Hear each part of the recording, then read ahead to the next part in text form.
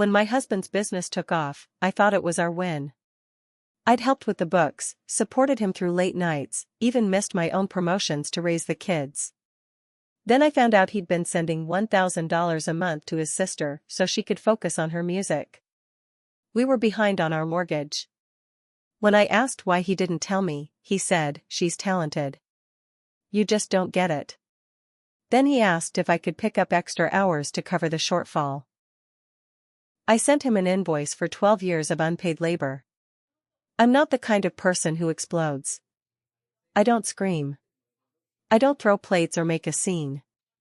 But I remember everything. And when I hit my limit, I don't argue, I calculate. I'm 43. My husband, Mike, is 45. We've been together since college, married 16 years. We have 2 kids, Daniel, 14, and Sophie, 11. We live in a neighborhood outside Richmond, Virginia. It's the kind of place with quiet streets, tired lawns, and too many for sale signs. We used to dream about leaving for something bigger. That was before I realized my dreams were the only ones on hold. Let me explain how this all started. Mike always had ideas. Big ones. He was going to be somebody, you know? Start his own business, be his own boss, shake the world. I liked that about him. Back when we were dating, I thought it meant he had drive. I didn't realize it also meant I'd be the one holding everything together while he built his empire. He started his marketing firm 12 years ago. At the time, I was working full-time and we had 2 babies in diapers. We barely had any money, and daycare was eating us alive. But he was miserable in his corporate job and kept saying, "I just need a chance to do it my way." So I said yes. I supported him. I picked up a side gig doing part-time bookkeeping from home. I stayed up late helping him format proposals. I made business cards on free trial software. I found him networking events. I handled all the bills. I even handled his early clients' invoicing, he'd forget otherwise. He made promises. Once this gets going, things will change. We'll take a trip when I land this client. You won't have to work so hard forever. I believed him. For a while, things were okay. Tight, but manageable. He got a few small contracts. Then a few more. It was slow, but steady. Then came the growing pains. Late nights, missed dinners, deadlines. I became the default parent, house manager, nurse, tutor, chef, everything. I also managed the business finances because it's just not my thing, he'd say. I started saying no to advancement at my job because every time I got a little too busy, things at home would fall apart. He needed space to work. He needed me to be flexible. I was flexible. For over a decade. About 2 years ago, things finally took off for him. He landed a couple of big contracts with a regional chain and a real estate group. He hired 2 employees and finally paid himself more than just peanuts. He started dressing better, bought a used Audi, and talked about maybe moving to a bigger place. I felt like we'd made it. Like it was all worth it. Except the money didn't seem to last. We were still scraping by. Still skipping things we shouldn't have to skip. Dental appointments, car maintenance, school trip fees. I couldn't figure out where it was going. One night, after paying bills and coming up short again, I checked our bank account. That's when I saw it. A recurring charge, $1,000. Every month. Going to T. Shaw. I froze. T. Shaw equals Tasha Shaw equals his sister. Tasha the musician. Tasha the flake. Tasha the 37-year-old whose last known job was bartending in Asheville until she took a break to work on her album. The same album that's been in the works for 5 years. At first I thought maybe she was in trouble. Maybe she was sick or something. I waited until the kids were in bed and asked Mike. His face didn't even change. Yeah, he said, like it was nothing. I've been helping her out so she can focus on her music. I just stared at him. We're behind on our mortgage, I said. She's talented, he said. You just don't get it. He said it like I was some joyless nag who didn't understand art. I asked him why he didn't tell me. He said, because it would have turned into this. Like I was the problem. Then he had the audacity to ask if I could pick up extra hours to help cover bills. Said he was trying to juggle a lot and it would really help if I could just step up a bit more. That was the moment I changed. I didn't argue. I didn't cry. I just said, sure, I'll see what I can do. And then I got to work. I opened a spreadsheet and started going back in time. I calculated every hour I spent doing his admin work. Every invoice I sent. Every contract I proofread. Every Saturday I lost to his deadlines. I calculated the hours spent as the only parent available because he was working late. Every birthday party I planned. Every school pickup. Every time I covered for him. I gave myself a modest rate, $25 per hour. It came out to $387,900. I printed it on thick paper and handed it to him a few nights later after dinner. He was watching some YouTube video about leadership. He thought it was a joke. Is this supposed to be funny? No, I said. It's what you owe me. He laughed. You're out of your mind. I didn't say anything. I just went upstairs. First, I opened my own checking account. Quietly. I started directing my paychecks there. Second, I gathered every bit of proof I could find that I'd helped build that business, emails, documents, spreadsheets, even old drafts I'd edited for him. Third, I saw a lawyer. During my lunch break. She said I had a case, not just for support, but for a stake in the business. Fourth, I waited. I didn't want to make a scene. I wanted to move smart. When everything was ready, I moved out. Took the kids. He didn't fight it, he was too shocked, too sure I was bluffing. I wasn't. I filed for divorce. Requested spousal support and part ownership of the business. He tried to downplay my role. My lawyer brought out the invoice and the files. Suddenly he wasn't laughing anymore. Tasha found out, of course. She messaged me a 5-paragraph rant on Facebook about how I was killing her creativity and punishing an artist. I didn't respond. Just saved the message. My lawyer loved it. This is where I'm at. Living in a smaller rental. Simpler. Quieter. Kids are adjusting. I'm adjusting. Mike is, well, let's just say his Audi is gone. I don't know what happens next. But for the first time in a long time, I feel something I hadn't felt in years. Like I'm not just surviving. I'm standing. 3 weeks after I moved out, Mike showed up at the school where I work. He didn't call first. Just walked in and asked the front desk to speak to me. He was wearing a suit, one of the newer ones he bought during his big year, but he looked like he hadn't slept. I met him outside, in the staff parking lot. He started talking before I could even say hello. This is insane, he said. You're destroying everything I built. I didn't say anything. I'm not the bad guy here, he went on. You're turning this into some war when all I ever tried to do was support my family and help my sister. I looked him straight in the eye. Your family? You mean the one who cleaned up after you for a decade while you played CEO and handed out $1,000 checks to someone who hasn't held a job in 5 years? He flinched. That's not fair. No, I said. It's accurate. He tried to hug me. I stepped back. I want to fix this, he said. Let's go to therapy. Let's figure it out. You don't have to do this to me.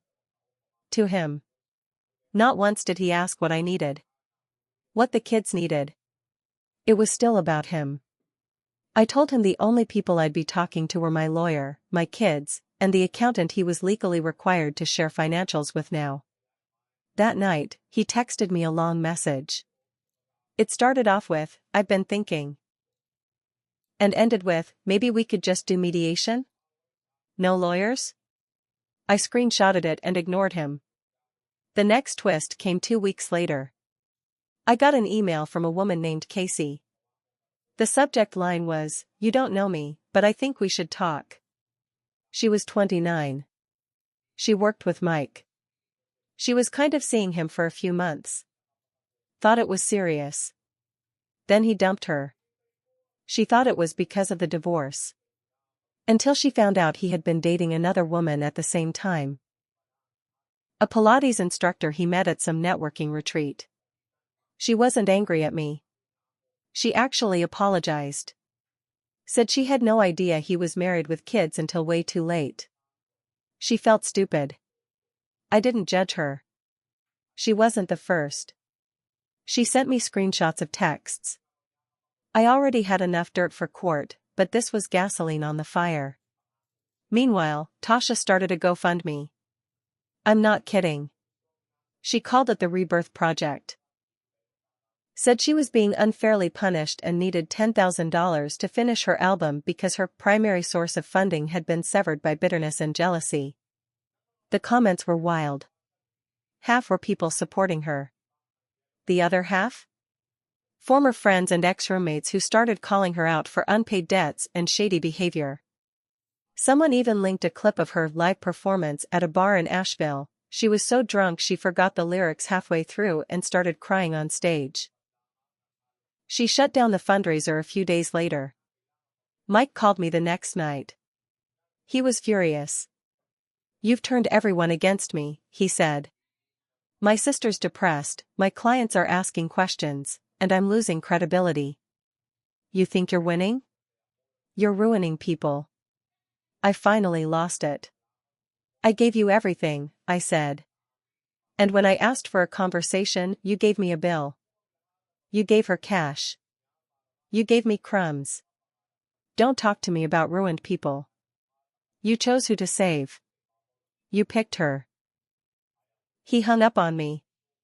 2 days later, I got a letter from his lawyer. He wanted to contest the ownership claim on the business. Said I was just a supportive spouse, not a partner.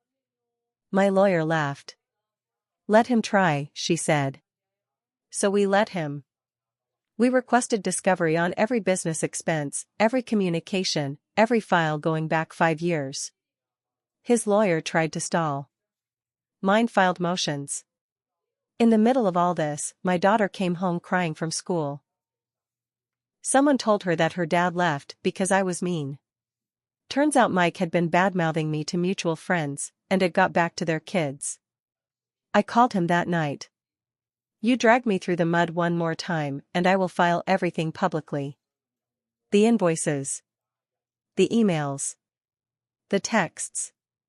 The photos. Everything." He went quiet. "You don't want a war, Mike," I said. "But if you keep pretending like I didn't build that business beside you while you fed money to your delusional sister, you're gonna get one." He didn't speak to me for 3 weeks after that. I wasn't sure what was going to happen next. But I wasn't afraid of him anymore. About a month into the legal back and forth, something unexpected happened. I got a call from one of Mike's former employees. Her name was Brianna. She was young, maybe 26.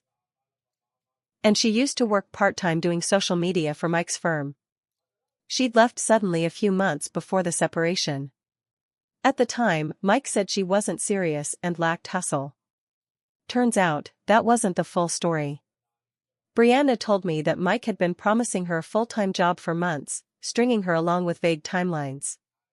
When she pressed for something formal, he started pushing boundaries, texting her at night, complimenting her clothes, asking if she was dating anyone.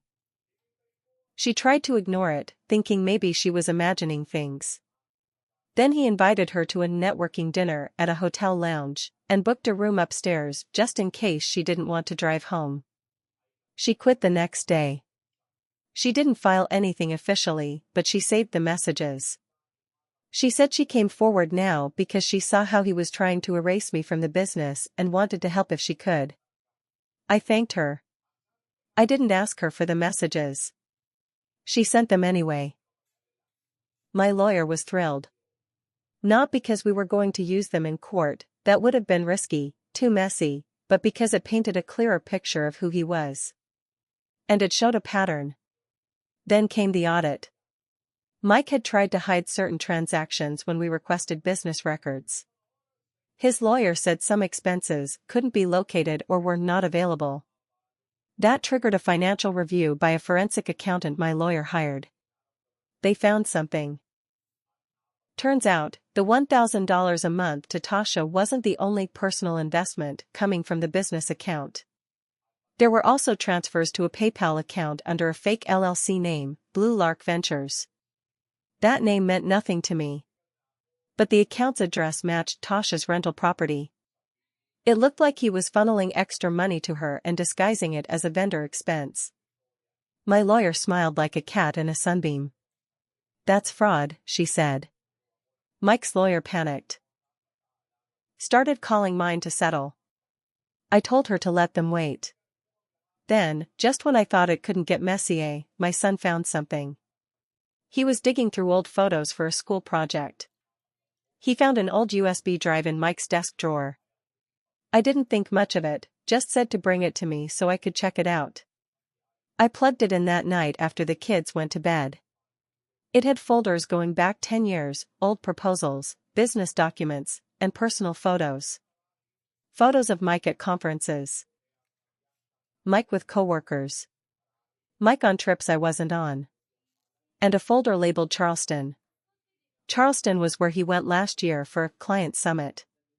Said it was all business. The photo said otherwise. There were selfies. Him and the Pilates instructor. Holding hands in a garden. Drinking champagne on a balcony. Her in a hotel robe. Him shirtless. I stared at the screen for a long time. Not angry. Not sad. Just done. I printed out the photos. Just a few of them. Enough. When my lawyer called the next morning to say Mike's team had submitted a new offer, a bigger buyout, full support, no business claim, I told her we weren't ready to settle. "Tell them I want the house," I said. "And half the business." "But you said you didn't want the business," she reminded me. I didn't. But now I do. Because I built it. Because I earned it. And because he thought I wouldn't. Mike didn't believe I'd go through with it. Not really. Even after the court hearing started. Even after I brought Brianna in as a character witness. Even after my lawyer showed the business transfers to his sister's fake company. He still thought I'd back down. I saw it in the way he smiled during the depositions. That same smile he used when he talked over me at dinner parties or corrected me in front of the kids. It was the smile of a man who always believed the world would bend in his favor. It didn't. The judge reviewed everything. The invoice I'd created. The one I gave him that night after dinner wasn't just a symbolic gesture anymore. It was the foundation of my case. My lawyer framed it as a record of undocumented labor, unpaid partnership, and business support. We had dated emails, spreadsheets, and hundreds of files showing my work. And then the pictures from Charleston were quietly introduced, not in court, but in private, as leverage. I told my lawyer to make it clear, if Mike kept pushing, I would make every image public. I'd send them to his clients. I'd make a website. I'd mail them to Tasha's GoFundMe donors. He got the message. The final settlement came down in the fall. I got the house. Not just to live in, but free and clear. Paid off. I got 49% of the business. I didn't even want to run it, I just wanted a seat at the table. And every month, I now receive a share of the profits, whether he likes it or not. Tasha? Her music dreams dried up. Without Mike's money, she had to move back in with their parents. She posted a long, rambling Instagram story about haters and negative energy. She's now trying to become a lifestyle coach. Mike? His image took a hit. One of his bigger clients dropped him when word got out about his financial confusion. His new girlfriend, the Pilates instructor, left him after she found out he lied about being separated during Charleston. She posted a TikTok calling him a manipulative narcissist who cheats on his wife and funds his sister's weird cult album. As for me, I still live in the house. I repainted every room. I planted roses in the backyard. I went back to school and just got certified as a business analyst. I now help women like me, women who gave everything and got scraps. Daniel and Sophie are doing better. They still see their dad, but they don't talk about him much. I don't press. I just make sure they know they're safe, and they're loved, and that they never have to make themselves smaller to make someone else shine. Sometimes I still get angry. At myself, mostly. For staying quiet for so long. For letting him use me. But I remind myself, I got out. I didn't just survive. I turned my silence into a statement. I turned his "you just don't get it" into a paycheck. And when he tried to erase me, I didn't scream or beg or fall apart. I sent him a bill. And I made him pay.